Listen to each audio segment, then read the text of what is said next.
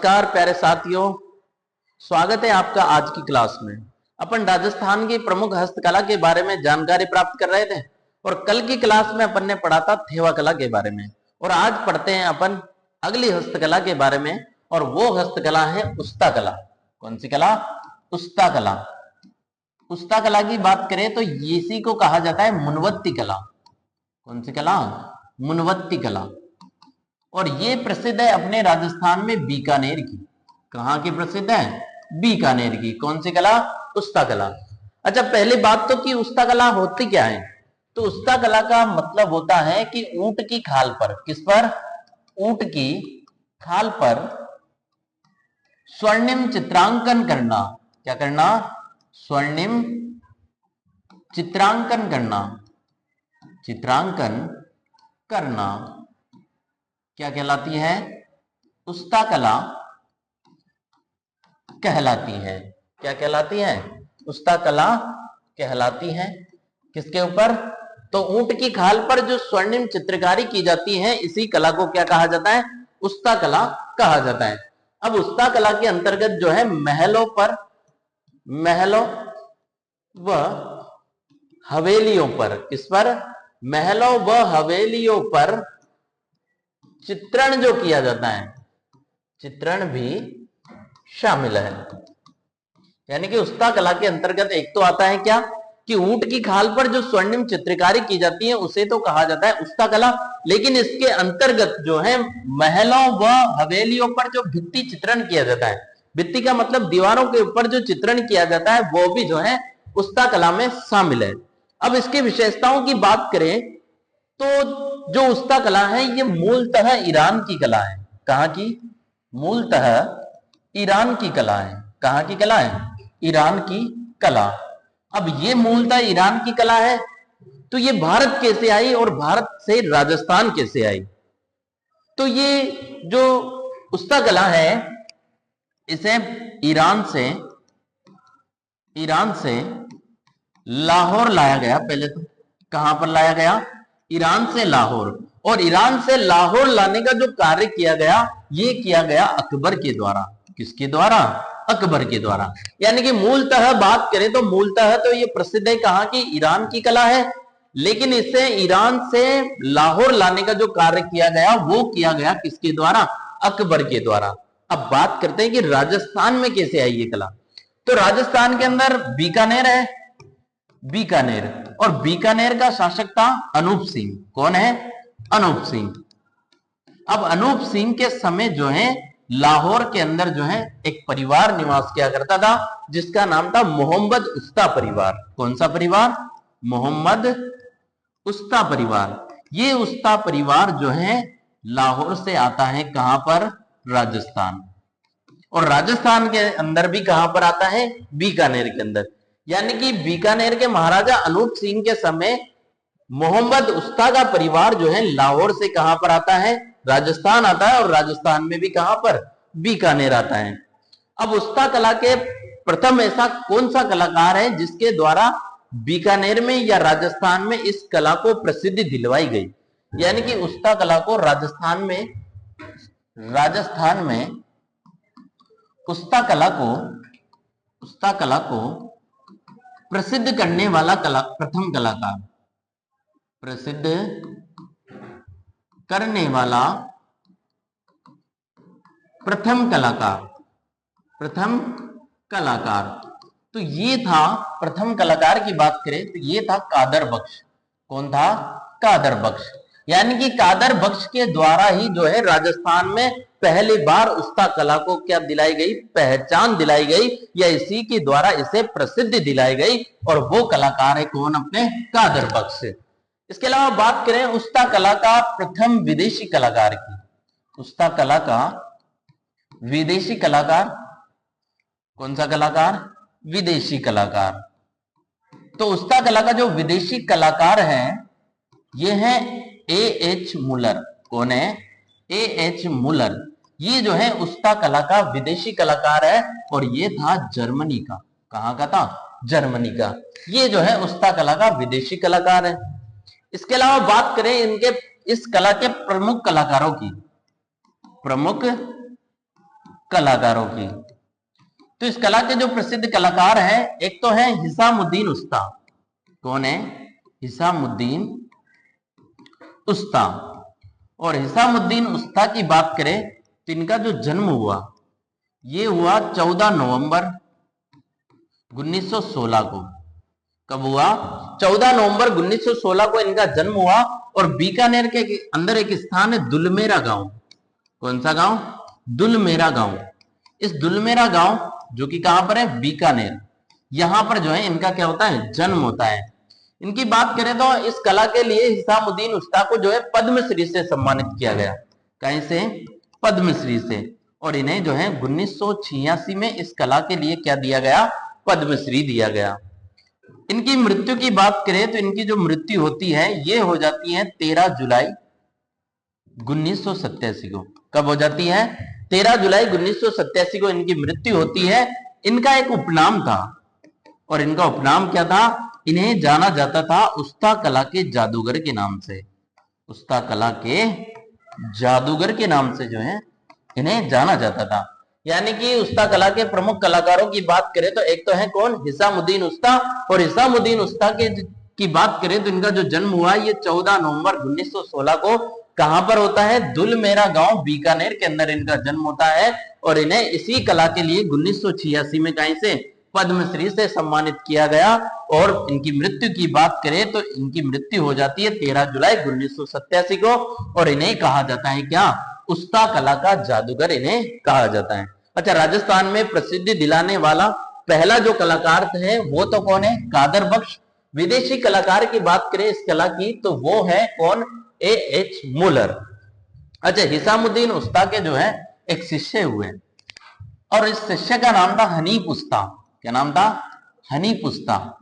अब हनीफ उस्ता की एक विशेषता है कि इन्हें जो है इस कला के लिए राष्ट्रपति पुरस्कार से सम्मानित किया गया। किससे? राष्ट्रपति पुरस्कार से जो है सम्मानित किया गया। सम्मानित किन्हें सम्मानित किया गया? हनीफ उस्ता को। कौन सी कला के लिए? उस्ता कला के लिए। अच्छा, और बात करें तो इस कला के विकास के लिए, यानी कि उस्ता कला के विकास के लिए, कौन सी कला के विकास के लिए? उस्ता कला के विकास के लिए जो है एक स्कूल की स्थापना की गई, और वो स्कूल था केमल हाइट ट्रेनिंग स्कूल। और ये स्थापना की गई 15 अगस्त 1975 को। और ये स्थापना की गई बीकानेर के अंदर। कहां पर? बीकानेर के अंदर। कौन सी स्कूल की? केमल हाइट ट्रेनिंग स्कूल की जो है स्थापना की गई। कौन सी कला के विकास के लिए? उस्ता कला के विकास के लिए। अच्छा, कहां पर की गई और ये स्थापना? बीकानेर के अंदर 15 अगस्त 1975 को। इसके प्रथम जो निर्देशक थे, प्रथम निर्देशक जो बनाया गया, ये बनाया गया हिसामुद्दीन उस्ता को। किसको? हिसामुद्दीन उस्ता को जो है इस स्कूल का जो है, इस ट्रेनिंग सेंटर का जो है प्रथम निर्देशक बनाया गया। महिला कलाकारों की बात करें, महिला कलाकार, तो इस कला की जो महिला कलाकार है एक तो है ज्योति स्वरूप शर्मा। कौन है? ज्योति स्वरूप शर्मा। और एक है ममता शर्मा। और ममता शर्मा की बात करें तो इन्होंने जो है उस्ता कला पर शोध कार्य किया। उस्ता कला पर शोध कार्य किन्होंने किया? शोध कार्य तो ये किया किनके द्वारा? ममता शर्मा के द्वारा। तो ये थी अपनी कौन सी कला? उस्ता कला। तो उस्ता कला किसे कहेंगे?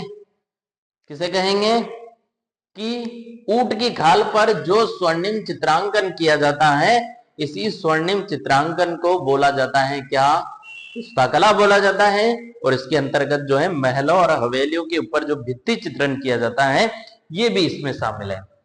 मूलतः कहाँ की कला थी? तो ये मूलतः जो है ईरान की कला है। और ईरान से लाहौर लाने का जो कार्य किया गया ये अकबर के द्वारा, और बीकानेर के महाराजा अनूप सिंह के समय जो है लाहौर का मोहम्मद उस्ता परिवार जो है ये राजस्थान आता है, राजस्थान में भी कहा, बीकानेर के अंदर। अब इस कला को जो है पहली बार राजस्थान में प्रसिद्धि दिलाने वाला जो व्यक्ति था, उस कलाकार का नाम था क्या, कादर बख्श। प्रथम विदेशी कलाकार की बात करें तो ये है A.H. मुलर, जो कि जर्मनी का एक कलाकार है। अच्छा, प्रमुख कलाकारों की बात करें तो एक तो है कौन, हिसामुद्दीन उस्ता। हिसामुद्दीन उस्ता को जो है उस्ता कला का जादूगर कहा जाता है, और इन्हें इस कला के लिए 1986 में पद्मश्री से सम्मानित किया गया, और इनका संबंध है राजस्थान के बीकानेर के दुलमेरा गांव से। कहां से, दुलमेरा गांव से। अब इनके ही एक शिष्य हुए प्रसिद्ध, जिनका नाम था हनीफ उस्ता, जिन्हें इस कला के लिए राष्ट्रपति पुरस्कार से सम्मानित किया गया, और उस्ता कला के विकास के लिए जो है एक सेंटर की स्थापना की गई थी, एक स्कूल की स्थापना की गई थी, केमल हाइट ट्रेनिंग स्कूल, जो कि 15 अगस्त 1975 में बीकानेर में की गई, जिनका प्रथम जो निर्देशक बनाया गया, ये किसको बनाया गया, हिसामुद्दीन उस्ता को इसका प्रथम निर्देशक नियुक्त किया गया। महिला कलाकारों की बात करें तो ये है एक तो कौन, ज्योति स्वरूप शर्मा, और एक है कौन, ममता शर्मा। और ममता शर्मा को जो है उस्ता कला के ऊपर इन्होंने क्या किया, शोध कार्य किया। तो ये तो थी अपनी कौन सी कला, उस्ता कला। नेक्स्ट कला की बात करते हैं हम। एक बीकानेर की एक छोटी सी कला है, और वो कला है मथेरन कला। कौन सी कला, मथेरन कला। मथेरन कला, और मथेरन कला भी प्रसिद्ध है कहां की, बीकानेर की। कहां की प्रसिद्ध है, बीकानेर की। अच्छा, मथेरन कला होती क्या है, पहली बात तो मथेरन कला आपने देखा होगा, हम धार्मिक स्थलों पर जब जाते हैं, देवी देवताओं के मंदिरों के अंदर जब जाते हैं, तो आपने देखा होगा वहां पर दीवारों के ऊपर देवी देवताओं के बड़े बड़े भित्ति चित्र बने हुए होते हैं, रंगीन व आकर्षक भित्ति चित्र बने हुए होते हैं। इन्हीं रंगीन व आकर्षक भित्ति चित्रों को बोला जाता है कौन सी कला, मथेरन कला। यानी कि मथेरन कला के अंतर्गत जो है धार्मिक स्थलों पर, कौन से स्थलों पर, धार्मिक स्थलों पर धार्मिक व पौराणिक, धार्मिक व पौराणिक ग्रंथों का, धार्मिक व पौराणिक ग्रंथों का चित्रण करना, चित्रण करना क्या कहलाती है, मथेरन कला कहलाती है। चित्रण करना मथेरन कला कहलाती है। कौन सी कला कहलाती है, मथेरन कला। यानी कि धार्मिक स्थानों पर जो धार्मिक ग्रंथों के चित्र बनाए जाते हैं, अर्थात देवी देवताओं के जो चित्र बनाए जाते हैं रंगीन व आकर्षक, उन्हें ही बोला जाता है कौन सी कला, मथेरन कला। और ये प्रसिद्ध है कहां की, बीकानेर की। अच्छा, इस कला की एक विशेषता है कि ये जो कला है ये जैन शैली से प्रभावित थी। कौन सी शैली से प्रभावित है, जैन शैली से जो है ये कला, जैन शैली से यह कला प्रभावित है, प्रभावित, जैन शैली से ये कला प्रभावित है।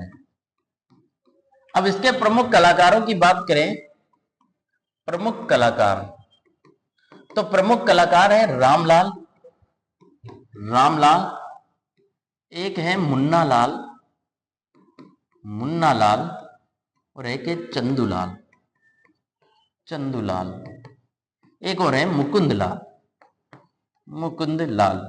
ये जो है मथेरन कला के क्या हुए हैं, प्रसिद्ध कलाकार हुए।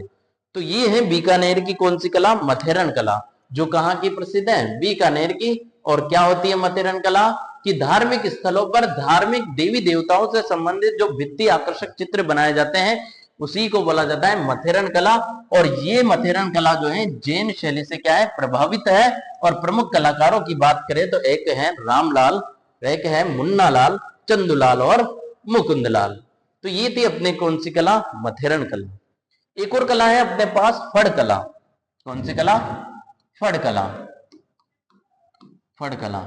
और फड़ कला की बात करें तो ये प्रसिद्ध है शाहपुरा भीलवाड़ा की, शाहपुरा भीलवाड़ा की।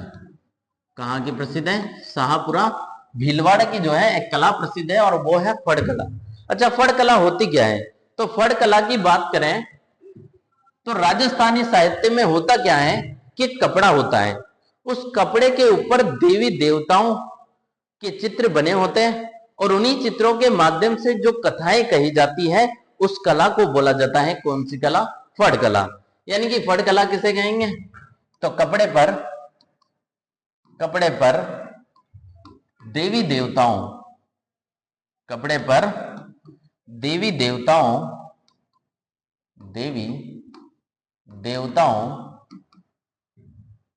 या ऐतिहासिक व्यक्ति या ऐतिहासिक स्थल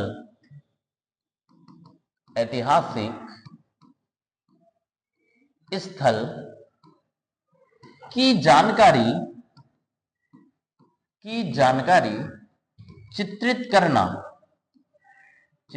करना क्या कहलाएगी? फड़ कला कहलाएगी। यानी कि कपड़े के ऊपर देवी देवताओं या फिर ऐतिहासिक व्यक्ति या ऐतिहासिक स्थल की जानकारी को चित्रित करना, इसी कला को बोला जाता है कौन सी कला? फड़ कला। अब फड़ कला की बात करें तो इसके जो कलाकार होते हैं उन कलाकारों को बोला जाता है चितेरा। क्या बोला जाता है? कलाकारों को चितेरा बोला जाता है। यानी कि चित्र बनाने वाले कलाकार को कहा गया क्या? चितेरा।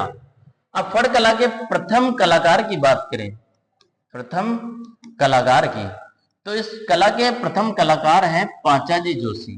कौन है? पांचाजी जोशी। ये जो है फड़ कला के प्रथम क्या हुए? कलाकार हुए। इसके अलावा बात करें तो एक शब्द आता है फड़ कला के अंतर्गत, और वो शब्द क्या है? फड़ ठंडा करना।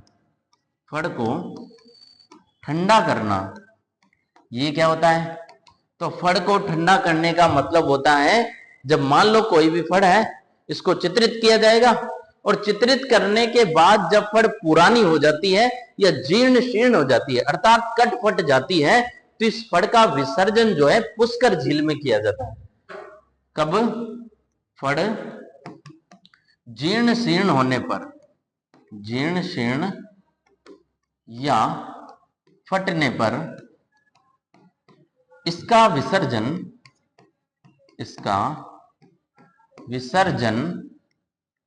पुष्कर झील में किया जाता है। पुष्कर झील में किया जाता है। इसे ही क्या बोला जाता है? फड़ ठंडा करना बोला जाता है। क्या बोला जाता है? फड़ ठंडा करना। अब आगे बात करते हैं इसके प्रमुख कलाकारों की, या प्रमुख चितेरों की, क्योंकि फड़ का चित्रण करने वाले कलाकारों को क्या कहा जाता है? चितेरा कहा जाता है। तो प्रमुख चित्रों की बात करें तो एक तो है श्री लालजी जोशी। कौन है? श्री लालजी जोशी। और श्री लालजी जोशी की बात करें तो इन्हें जो है इस कला के लिए वर्ष 2006 में पद्मश्री से सम्मानित किया गया। किससे? पद्मश्री से जो है इन्हें सम्मानित किया गया। किनको? श्री लालजी जोशी को। और वर्ष 2007 में ही जो है इसी कला के लिए इन्हें जो है शिल्प गुरु अवार्ड से सम्मानित किया गया। शिल्प गुरु अवार्ड से भी सम्मानित किया गया। किन्हें सम्मानित किया गया? श्री लालजी जोशी को। एक और प्रसिद्ध कलाकार हुए जिनका नाम है प्रदीप मुखर्जी। क्या नाम है? प्रदीप मुखर्जी। और प्रदीप मुखर्जी की बात करें तो ये राजस्थान में प्रसिद्ध या कुशल फड़ चितेरे माने जाते हैं। कुशल का मतलब होता है जिनके द्वारा उस चित्रांकन के अंदर जो है पारंगत हासिल कर ली हो, उन्हें बोला जाता है कुशल। तो फड़ कला के कुशल फड़ चितेरे की बात करें तो यह है प्रदीप मुखर्जी। और इनकी एक विशेषता है कि इन्होंने जो है 108 लघु चित्रों की फड़, 108 लघु चित्रों की फड़ पर रामचरित्र मानस को चित्रित किया। रामचरित मानस को चित्रित किया। किसने किया चित्रित? प्रदीप मुखर्जी ने। कितने लघु चित्रों पर? 108 लघु चित्रों की फड़ पर जो है रामचरित्र मानस को क्या किया? चित्रित किया। किसने? प्रदीप मुखर्जी ने। और श्री लालजी जोशी की बात करें तो इन्हें 2006 में इस कला के लिए कहां से? पद्मश्री से सम्मानित किया गया। और वर्ष 2007 में जो है इन्हें इस कला के लिए शिल्प गुरु अवार्ड से क्या किया गया? सम्मानित किया गया। अच्छा, प्रथम महिला फड़ चितेरे की बात करें, प्रथम महिला फड़ चितेरी की बात करें, फड़ चितेरी की, तो ये है पार्वती जोशी। कौन है? पार्वती जोशी। और प्रसिद्ध फड़ चितेरी की बात करें, प्रसिद्ध फड़ चितेरी की बात करें, प्रसिद्ध फड़ चितेरी, तो ये हैं गौतमा देवी। गौतमा देवी, यानी कि भारत की प्रथम महिला फड़ चितेरी की बात करें तो ये हैं कौन? पार्वती जोशी। और प्रसिद्ध फड़ चितेरी की बात करें तो ये हैं गौतमा देवी। चितेरों की बात करें तो प्रसिद्ध तो है कौन? श्री लालजी जोशी और प्रदीप मुखर्जी। और प्रथम की बात करें तो प्रथम कलाकार हुए इस कला के कौन? पाचाजी जोशी। कौन सी कला के? फड़ कला के। और फड़ कला प्रसिद्ध है कहाँ की? शाहपुरा भीलवाड़ा की। अच्छा, फड़ का जो चित्रांकन किया जाता है उसके लिए एक पत्थर का उपयोग किया जाता है, अकीक पत्थर का प्रयोग। कौन से पत्थर का? अकीक पत्थर का प्रयोग करते हुए, अकीक पत्थर के प्रयोग से, कौन से पत्थर से? अकीक पत्थर के प्रयोग से जो है फड़ का चित्रांकन किया जाता है, फड़ का चित्रण किया जाता है, चित्रण किया जाता है।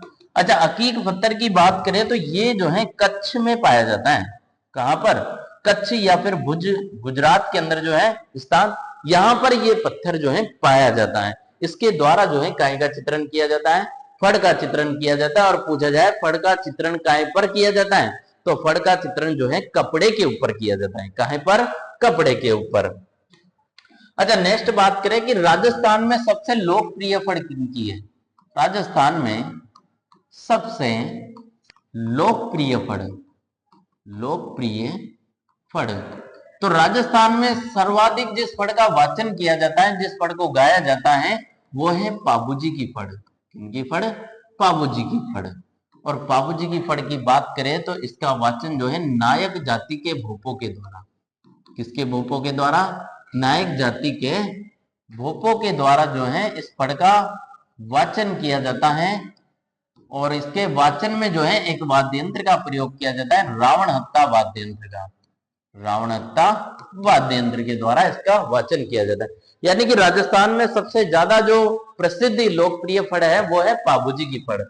अब राजस्थान की सबसे प्राचीन फड़, सबसे प्राचीन फड़, सबसे प्राचीन फड़ या सबसे छोटी फड़, सबसे छोटी या सबसे बड़ी, सबसे बड़ी या सबसे लंबी, सबसे लंबी फड़, और ये मानी जाती है किनकी? देवनारायण जी की फड़ को। देवनारायण जी की फड़ को। ये जो है राजस्थानी साहित्य के अंदर सबसे लंबी फड़ मानी जाती है। सबसे छोटी फड़ भी यही है, सबसे बड़ी फड़ भी यही है, और सबसे प्राचीन जो फड़ है वो भी किनकी है? देवनारायण जी की फड़। और इनकी फड़ की एक विशेषता है कि 2 सितंबर 1992 को जो है इस फड़ के ऊपर जो है 5 रुपए का डाक टिकट जारी किया गया। कितने रुपए का? 5 रुपए का। और इसका वाचन जो किया जाता है ये गुर्जर जाति के भोपों के द्वारा, गुर्जर जाति के भोपों के द्वारा जो है इस फड़ का वाचन किया जाता है। और वो भी कौन से वाद्य यंत्र के साथ? जंतर नामक वाद्य यंत्र के द्वारा जो है इस फड़ का क्या किया जाता है? वाचन किया जाता है। किनकी फड़ का? देवनारायण जी की फड़ का। नेक्स्ट बात करें तो एक फड़ है रामदला व कृष्णदला की फड़। रामदला व कृष्णदला की फड़, दला की फड़। और रामदला या कृष्णदला के फड़ की एक विशेषता है कि वैसे तो राजस्थान में अधिकतर जो फड़ का वाचन किया जाता है ये संध्या के समय, शाम के समय किया जाता है, लेकिन इस फड़ का वाचन जो है दिन के समय किया जाता है। किस समय? दिन के समय वाचन किया जाता है। और इसके अलावा बात करें तो इसे बिना किसी वाद्य यंत्र के, बिना किसी वाद्य यंत्र से जो है, वाद्य यंत्र से इसका वाचन किया जाता है। वाचन का मतलब गाया जाता है, वाचन किया जाता है। कौन सी फड़ का वाचन किया जाता है? रामदला या फिर कृष्णदला की फड़ का बिना किसी वाद्य यंत्र के सहायता से इसे गाया जाता है। एक और फड़ है, ये है भेसासुर की फड़। कौन सी फड़? भेसासुर की फड़। और भेसासुर की फड़ की बात करें तो इसका वाचन कभी नहीं किया जाता। वाचन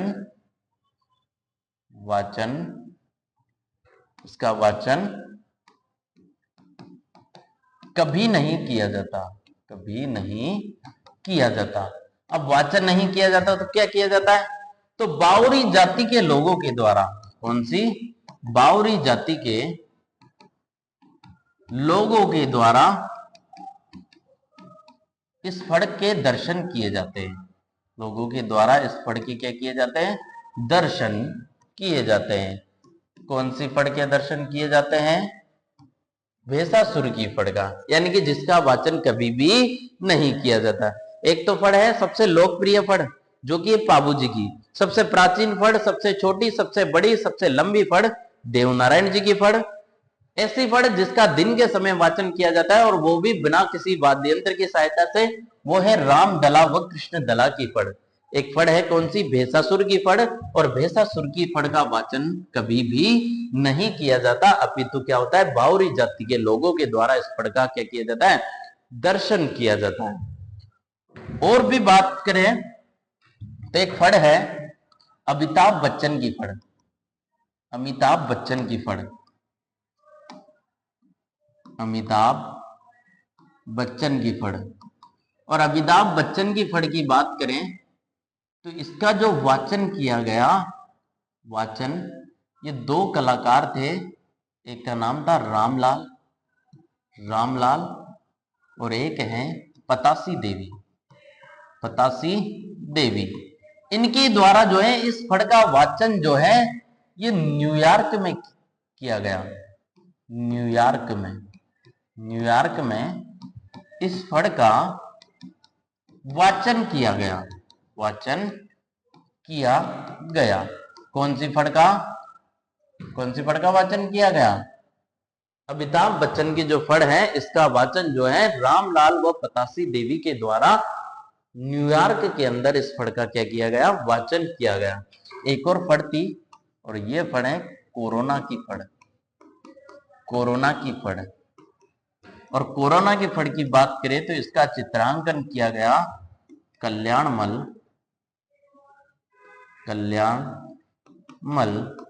जोशी के द्वारा। किसके द्वारा?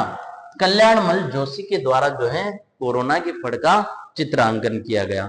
तो ये थी अपने कौन सी कला? फड़ कला। और फड़